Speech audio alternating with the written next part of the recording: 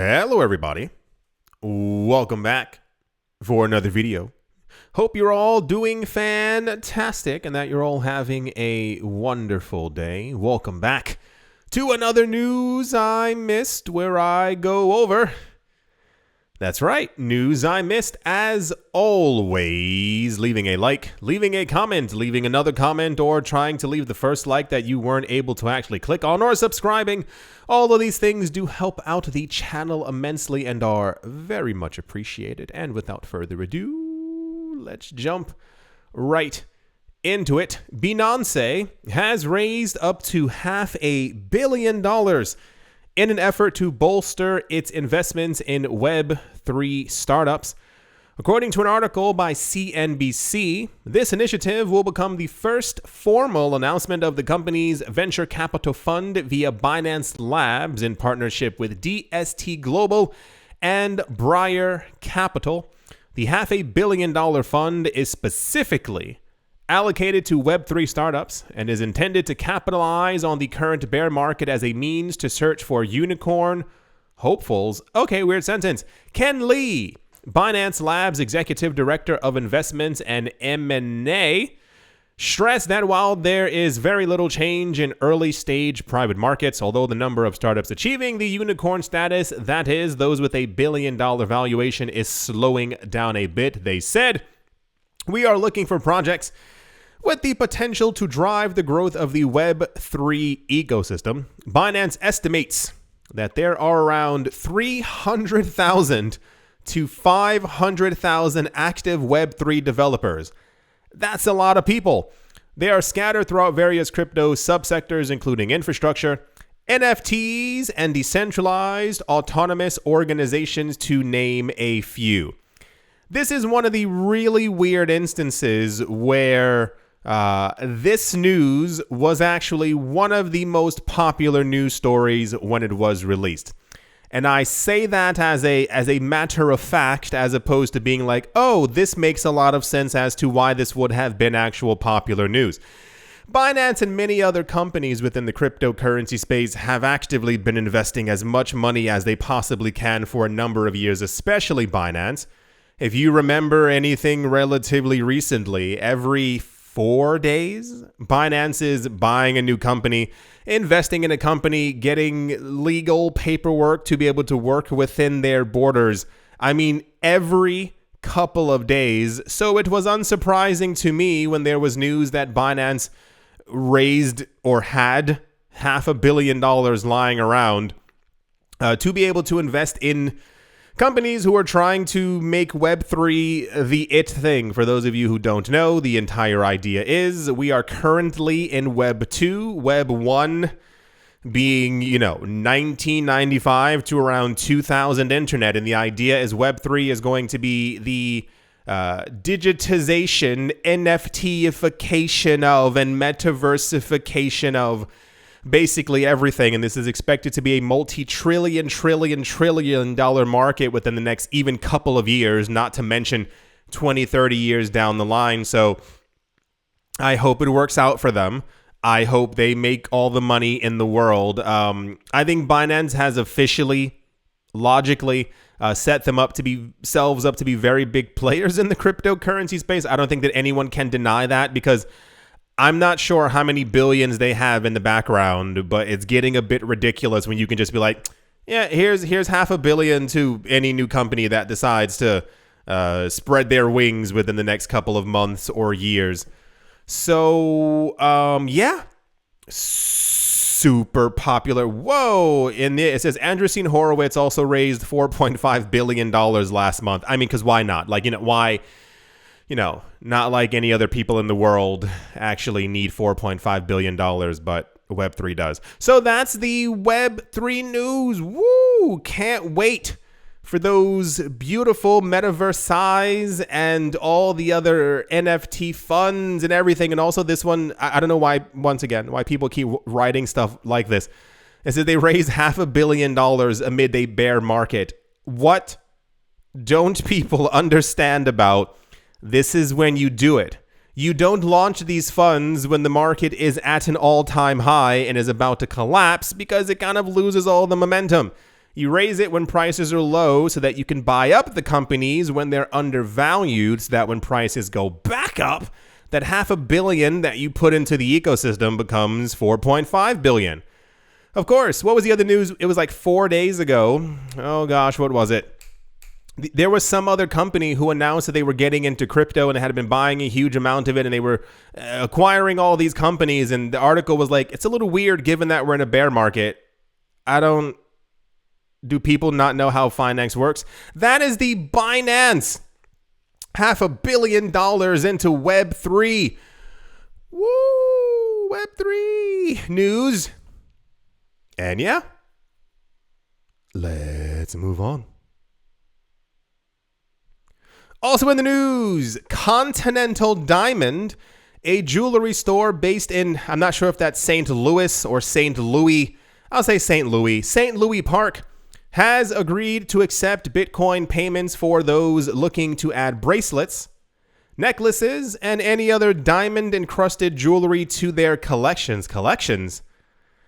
Okay, the company, which is headquartered in Minnesota, is the first jewelry firm to say yes to crypto. Clever. Jimmy Pessis, the co-owner and president of Continental Diamond, explained in a recent interview, and I do quote, "We've always been more than a jewelry store. Long before companies talked about customer experience, we made a point to cultivate an environment where everyone enjoyed spending their time and money. For years, we have had an in-store playroom for kids of shopping parents." What? Freshly baked cookies. Oh my gosh. An educational and client-focused. They have cookies? You know how many people would be going to this store if they knew you had cookies the moment you walked in? And more recently, a text-to-shop service. These guys are living in the future. "We are constantly innovating and creating an oasis, and you can't wait to come back to." All right. Accepting cryptocurrency seemed like a natural next step to adapt to the changing behaviors and preferences of our customers. End quote. I'm going to assume I don't know them. This is an assumption. Like many other companies out there, they're accepting crypto because they want more crypto. The number 21 million comes to mind, and I can't figure out why. It's like something is very scarce and everyone's slightly figuring it out right now. Very fascinating. So cool. I mean, I don't wear jewelry and I have no diamonds in my collection, but I kind of want to go there just for the cookies. I'm not even going to lie. It just sounds, I like cookies. Anything with chocolate. Ooh, like chocolate and oatmeal, or chocolate raisin oatmeal. Where's Continental Diamonds? This is not sponsored, by the way. I'm just always really hungry, and I have a very crazy sweet tooth, and I read the word cookies. So yeah, they join, geez Louise, a growing list of companies who are saying yes to Bitcoin, because I believe in about 5 years, I think it's going to get real, and I think a lot of people don't really understand that when it comes to the acquisition of these coins.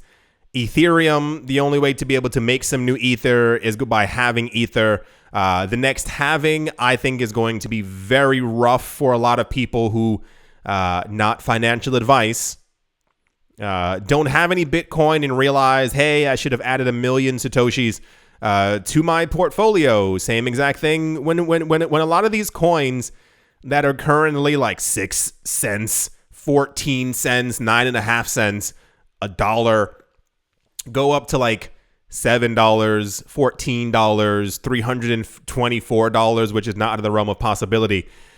People are going to start buying them. Anyway, the point is, I think the companies are trying to get in as early as they can. I just always wonder about the actual numbers. Like, you announce that you can purchase crypto in your store, but is anyone buying with crypto? I would like to know.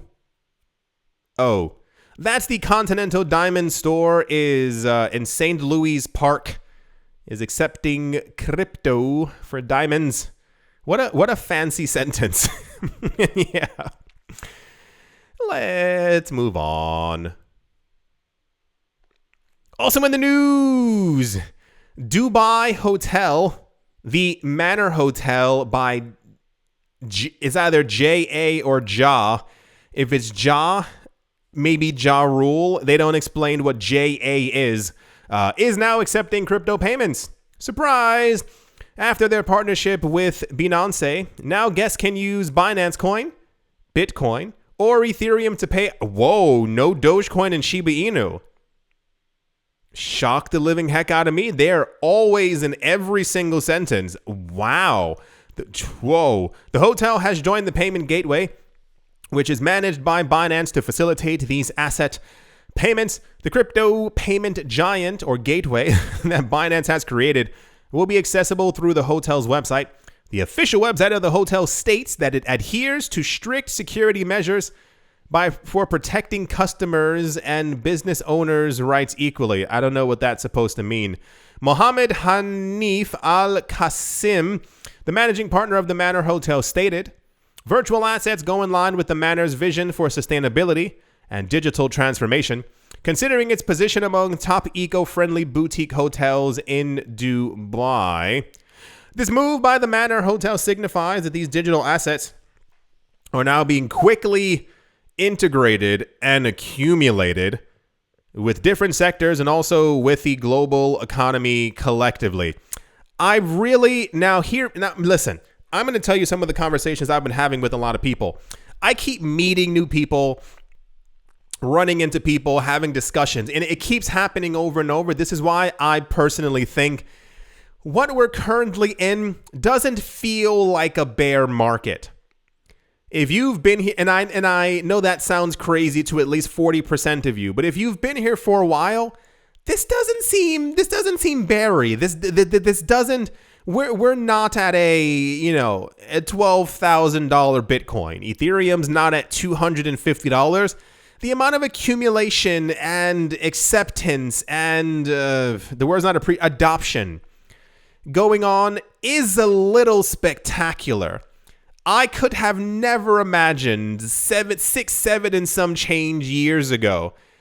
Every single day, the amount of companies who are announcing it, and it doesn't even make headlines. Like, it's not even popular news.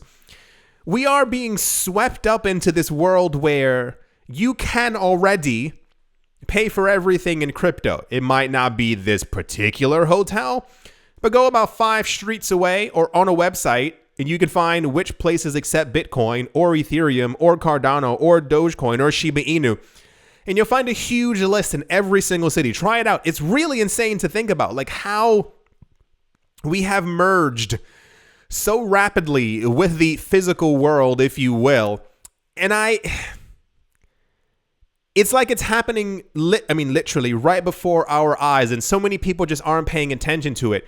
We're going to get to a point where everything can be paid. I'm telling you, I can feel it. I can feel it in the air. This massive accumulation, this massive adoption, I don't think it's random. I don't think it's haphazard. I don't think these companies are sitting at, what's something new that we could get? I think that they're all accumulating crypto massively behind the scenes. There are ways to do this.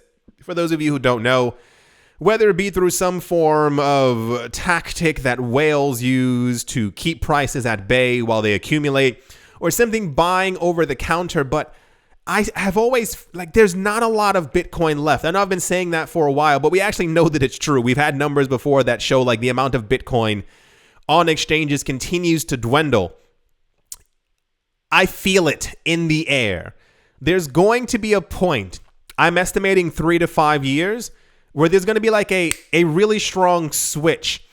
The people who, hear me out, the people who own the magazines and the newspapers and all these other things that we read and see online, the news that we absorb is going to change one day. And it's because I think that these families who also own these news portals are going to start telling their newscasters, you can announce this now.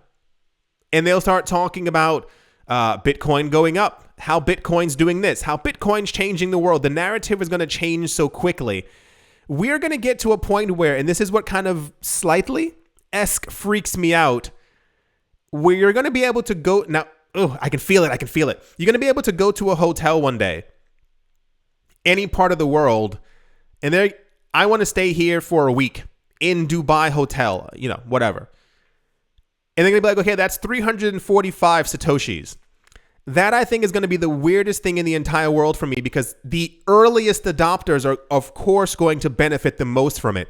When you talk about a $500,000 Bitcoin, a $1.5 million Bitcoin, by 2023, a $14 million Bitcoin, that means that anyone holding in this digitized, crypto future, anyone holding crypto now is basically going to be extremely wealthy. The idea of wealth, for those of you who don't know, there have been many surveys over the years. For those of you, and this is not to be mean, it's more of a discussion. If English is not your first language, sometimes you'll hear people say like, oh, protect your wealth, protect your so-and-so. The idea of wealth is usually intertwined with the word rich. They are not the same. The idea is struggling, okay, well off, and then you got rich. Rich is usually identified as this person has enough money that they do not have to work. You have enough passive income coming in that if your bills per month, your rent, your food, your clothing, your entertainment comes out to around $3,000 per month, and you have enough passive income or whatever you're doing to be able to match that automatically, and you do not have to work, you are then considered rich. That's how it goes. Anything, you make above that, sure, you're super rich. Gotcha. The idea of wealth is usually people measure it around the $5 million mark. I saw a survey 2 or 3 years ago. They were asking people, what do you consider, how much money do you think you need to have to be wealthy? And the idea kept on coming up of $5 million. Some people said 10, some people said 100 million, but the average answer was 5. The idea being, if you have $1 million, and it depends on if you have it in the stock market. I've seen some people's stock market videos before, and they're talking about how they're making, 70,000, what have you, per year in dividends from the stock market. That's an enormous amount of money. If you have real estate in the stock, and you are averagely making around 6,000 per month from your million, that's that's $72,000 by the end of the year. Now multiply that by 5. Yes, that is wealth. That is $350,000 per year from doing absolutely nothing. And I sit here sometimes and I wonder, the early things that I heard about the cryptocurrency space, I remember hearing some of these things and being like, $1 million Bitcoin, and people talking about these fantastic numbers for these coins. And you see how all the passive income coins are being, rapidly accumulated. Listen, oh my gosh, earlier I was going for a walk. Listen, I'm telling you everything. I was going for a walk earlier, and I sat there and I was doing all these numbers in my head, like how much I would have to have of each coin to be able to do so and so. And then this thing came to me about Ethereum, and I was like, there are some people out there who have so much Ether, they're waiting for a $10,000 Ether and they'll have over $1 million. And I was like, if you think about the idea of Ethereum 2 or the upgrade, the merge, and having enough Ether to be able to have that 7% yearly interest rate, and you're making $70,000 per year on some Ether that you bought before, that's outrageous to think of. What if we eventually get to a $100,000 Ether and these people are making $700,000 per year just from having their Ether on Binance or on Kraken or on, what's the other one? Gemini Twins. It's such a crazy idea to me. Even the idea of us having to price things in Satoshis. And then you see these global currencies collapsing, and I really wonder, I can't be the only one. I cannot be the only one who thinks of all these things. I'm sure I'm not. But this is not even the cusp. We are 2 feet. We've walked through the door at this point. If they're all accumulating Bitcoin, if all these companies are buying, 8,000 Bitcoin in one time, eventually there will not be any more. The issuance rate is going to continue dropping for every single coin. Think of all the other coins who are also burning their supply. What is this space going to be like in 2035 it is abundantly clear which coins have made it. There's no longer a discussion of maybe this coin. No, like we will know the top 20 and they will have solidified their place in cryptocurrency history. How much passive income will people be making? How much, like, what? Even like the idea of what is it called? Dollar cost averaging. Imagine a world where every single month you are putting in 100, 150, maybe $200 into crypto across 2 or 3 coins, maybe 4 coins. You've done this for 4 or 5 years. The market really takes off and you are at the point where passively you're making $4,000 per month just from the passive income coins. I think of this stuff all the time. Then I also sit there and go, what about the people who aren't into this market? The people who make fun of us, the people who, oh my gosh, Bitcoin fell by so-and-so, and the people who are silent when Bitcoin goes back up. This stuff always goes through my head. Always. Sorry for, the gigantic detour. But think about it. Everyone's accepting crypto. Even the idea of, here's the trickle down idea. The idea of a company as large as Tesla or SpaceX. And then you got Balenciaga. And then you have Gucci, who also announced it. And then Louis Vuitton. And then Balmain. And then you have all these other companies. Eventually the other clothing stores who aren't as large as them. H&M will at some point probably announce it. And then all these other people get into it. You have to think that these companies are also holding. Where will we be in 10 years? How much money will this space have generated? How much extra wealth? How much extra ability to be able to buy real estate? Like, remember, and I made it in that other video before where I was talking about the idea of fractionalized real estate, which is also a gigantic thing. I don't think that normal people will be able to actually buy real estate in the future. I read there was somewhere before they were talking about the idea, and it made sense immediately. They were like, all the land that we have is all that we have. They're not building any more of it. You cannot build more land. We need an adequate amount of space outside of cities and in forests to keep those trees so that we can breathe. You can't continue encroaching on the forests or other places because we do need oxygen. So then you have to look to the major cities and their boundaries, and that's it. If that's all, if that is, if a building is so tall, odds are you cannot tear it down and build something even taller. That simply is it. Like, look at the real estate in many parts of Asia. Like, they're like, no, we're building massively right now, but this is what we have realized that we can allocate to land. And this is why I think property prices are also soaring right now. The idea of it being a bubble is a gigantic question mark in the sky as well, because I think we're seeing more people who need housing. We're seeing more people who may already have a property or two who are like, I want to accumulate more. I watched something before about this. I'm sorry for the rambling, but there's so much going through my head. There was a video, this was years ago, it was on YouTube, and they were talking about people like buying like trailer parks and trailer homes, and they had, it was crazy. They had tours, group tours of these people walking through them, and they're like, yeah, there are 120 trailers here, and the rent is $400 per month, and they were explaining how it worked, and all these other people were like writing things down, and they were like, yeah, I'm probably gonna try and buy, about 5 or 6 trailer parks, and it's like, I think the future is gonna be wild. I think we're setting ourselves up for a very dramatic haves and haves absolutely nothing. I've said that before, but it's in the air. You can all feel it. It's really, really insane. But yeah, this is where I think things are going. It's crazy how I got through all of that just from reading Dubai Hotel is accepting Bitcoin and Ether.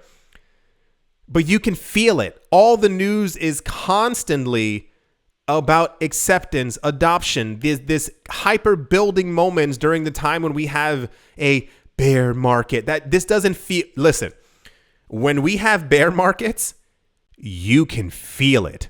The air around you hurts because you know that you've lost a dramatic amount of money. You sit there like, well, I hope the market goes back up at some point. I would like to buy some orange juice at the store. But this is something different. This is like a lull period. Even all the news that we keep getting from all these chain analysis companies who are like, nope, we had a dip to 28,000 and about 48,000 Bitcoin went off the table. Like even the news that we got when Terra Luna collapsed and they sold off a huge amount of Bitcoin, that was gobbled up in days. It was gone. All that Bitcoin's now in cold storage somewhere. Oh gosh, this space is so fascinating. Like the prospects of where it can go, what it's going to do, how big it can get. Like what coins are going to be the big coins in the future? What happens if whatever. I mean, there's thousands of things always going through my head. This space is incredibly frustrating. It's incredible _ frustrating. Yeah. Alrighty, let's move on. But you understand, I mean, I think we're going to look back in 10 years so many times. Have you seen all these things on Twitter? These people keep posting these things. And I'm like, please stop posting them. Like, I don't have a time machine. There was I think it was a Reddit post. Somebody posted something and they were like, this is from 2010. Somebody was like, hey, everyone, I want to teach everybody out there how to buy Bitcoin. It's this brand new thing. It seems really cool. And you can buy a couple of them for 30 cents. And I think the thread had like only 15 comments. And I was like, what? But even now, like this is kind of the not financial advice. But this is the thing that gets me about like Dogecoin and Cardano. How many times I laughed off Dogecoin when it was a fraction of 1 cent. And I told you, I had a friend, and I'll never forget. I'll never forget that he had like 10 million Dogecoin. It was worth like $400. And I think he gave half to his mother in like a physical paper wallet, which was a thing back then. I think she threw it away. And then I think he sold the rest of it when he was trying to move to another country. And I was like, oh gosh, like when Dogecoin was like 48 cents or something like that, I was like, oh my gosh, dude, you could have had so much money. It's just so, all right. Anyway, that's the Dubai hotel news. I think of this stuff every day as I'm walking down the street. My gosh. And without further ado, let's finally move on. I think I'm lightheaded. I lost all air I had inside of me just constantly talking. All right. Let's move on. Also in the news, it says some celebrities were super impressed with the power of NFTs. Okay, when the whole craze came to light. Some others, though, did not really accept the concept. Kanye West was one of those big stars who was skeptical, I'm absolutely sure. In fact, many saw his comments against NFTs as a big loss. Please. I told you. Maybe it's just my mindset. Anytime a celebrity is like, I don't like crypto, I don't like NFTs, I'm like, oh, well, that's wonderful. That's wonderful for you. Tell me how that actually ends up working out for you.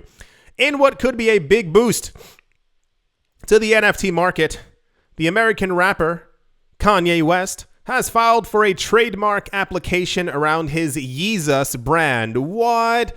I can't believe that. No other rich person has ever done something like that before. According to Josh Gerben, a trademark attorney, Kanye West allegedly filed 17 applications for trademarks recently. The attorney said on Twitter, Kanye West has filed 17 new trademark applications around his Yeezus name. The filings indicate an intent to launch a Yeezus branded what? Yeezus branded amusement parks. Oh my gosh. NFTs, toys, and more. What exactly is a Kanye West amusement park? I can't imagine. I could see NFTs. Toys also no. What is it? Like a figurine? So the news is, as many might have imagined, Kanye West has joined the extensively, one of them, a long line of rich people who were like, oh no, I do not like crypto. And then they got into the cryptocurrency space. For those of you, Kanye West has a very long history with crypto. This is 2013, 14, 15, somewhere around there, where someone, it was around the time when Dogecoin was really like, it made it big. Everyone was like, this coin is kind of cool. Someone created a coin called Kanye. And I mean, a lot of people got really excited. From what I can remember, I think the creator tried to contact Kanye and was like, can I get your blessing? So and so and so. Kanye and his people were like, no. And then I think they changed the icon on the website for Kanye to the fish from South Park. You must be able to find screenshots of this. It was called Kanye, Coinye, and it was a debacle. It was a complete fall apart, and people were like, well, he must be trying to make his own coin. Don't forget, there's that thing, an article a couple of years ago where him and Kim Kardashian, they were on some runway, I don't know where they were. And somebody was asking them something about crypto, and she mentioned that they had moved on to Bitcoin themselves. So, rich people problems. So I assume this is going to do extravagantly well. Kanye West following is ginormicus, not a word, but it sounds appropriate. So I don't really know what else to really add on here, but this was, of course, quite popular news. I assume it'll do well if they do it correctly. And I don't want him to make his own metaverse because I think that would be way too much and wouldn't do well in the long run.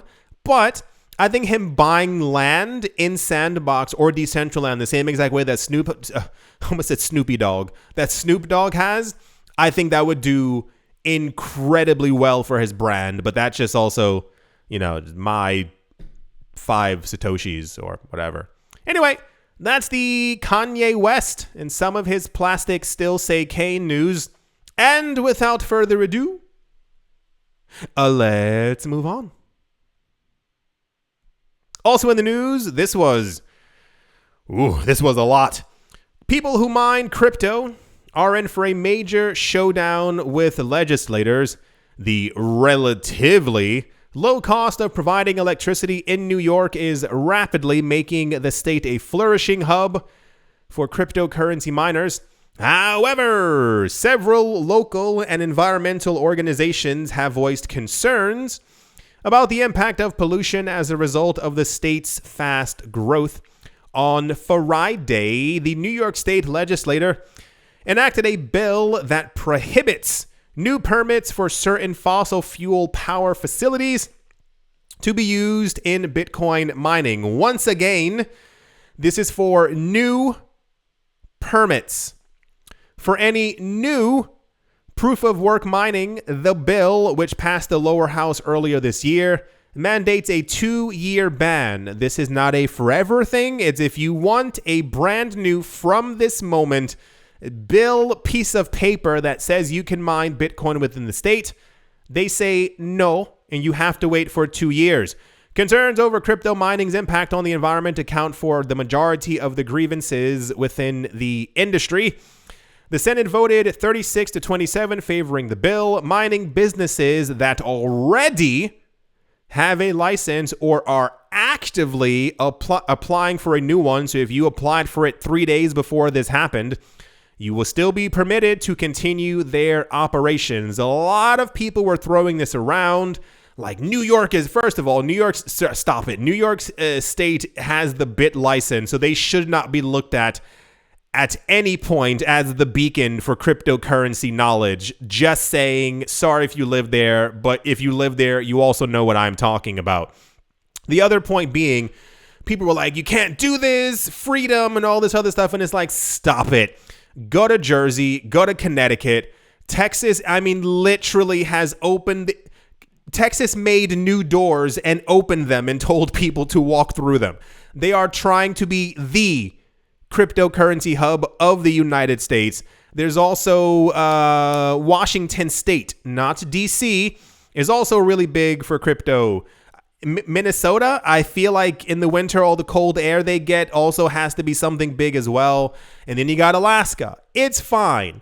People can go other places. I believe that the original idea for people who were mining Bitcoin was like, let's go to New York. They're clearly going to have favorable rules. And for some reason, they're not getting it, that the paperwork just isn't matching up. It's taking 7 years for people to get a bit license. It is just once again, trains exist, boats exist, Texas exists. Take your money out and listen. I feel like Texas would probably be one of the best places for a while because nearly or a lot of their legislators, politicians were like, yes to crypto. We want to be the crypto state. So there are going to be other places that are like, we don't like crypto. That's cool. That's amazing for them. You know, trains, planes, and automobiles also exist. I know it's a bit of a doozy to have to pick up all those machines, but silver lining, at least we're learning for next time exactly which places have the, you know, which countries and cities and states are going to be some of the richest places on the planet when people in their place gets to benefit the most from it. So this was very popular news. I think everyone's feathers are ruffled slightly in general, whether it be from the last 2 years, whether it be from the cryptocurrency market. It's a lot of things. Choose your battles. This isn't the worst thing in the entire world. It's also just a 2-year ban. And also realistically, I assume many of the people who are going to apply for new licenses, I don't think there were 30,000 companies who were applying. Especially, hear me out here, if you already have the paperwork in, you can still do it. If you already have a current contract, you can still do it. If you've been mining for the last 10 years, you can still do it. If you are trying to now get a contract, this means that you already have not set up a physical location. You know what that means for you? You can go to another state, another country. You can move on up to Canada. It's pretty cold here. So, yeah, I think people were trying to make this more of a thing. There was a whole Vitalik Buterin discussion where he was like, I don't think they should have banned it. Listen, stop. Who cares? We have more than enough to already deal with in our own lives to be like, stop banning Bitcoin. No, it's 2 years. It'll be fine. I assume any new people, and even more so, here we go. I think the idea is using the traditional forms of electricity.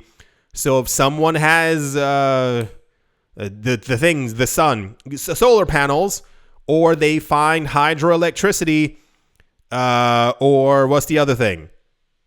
Third electricity source, I'm sure they'll be fine. So yeah, that was the New York talking about banning Bitcoin mining within the state.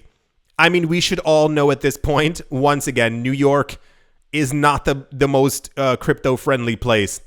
So maybe Dubai? I feel like Dubai would be like a really... First of all, I think it's zero taxes on income and crypto stuff. And, you know, you can stay at Dubai Hotel now. So, all right, I'll shut up. That's the New York State Bitcoin mining ban news. We'll be fine. We'll be absolutely okay, I promise you. People will forget about this in 2.5 weeks. Let's move on. Yeah. I do hope that you've all enjoyed all my rambling. What is that? What is this? Look at this thing. It disappeared into the... No, it's gone. Where is it? It was like a... I don't know what that was. I don't think I can even say that out loud. It was an individual that was not clothed. That was... What kind of NFT was that? That was the weirdest thing I've ever... I hope you all enjoyed. Hope you all are having a great day, a great morning, a great afternoon, a great evening, wherever you are. This is a long line, geez Louise. Wherever you are, wherever you might be, I do hope it is increíble. Thank you all once again. The Bored Ape waiting at the top. So he looks so sad. Thank you all once again, or bored. Oh, I get it now. Thank you all once again for watching.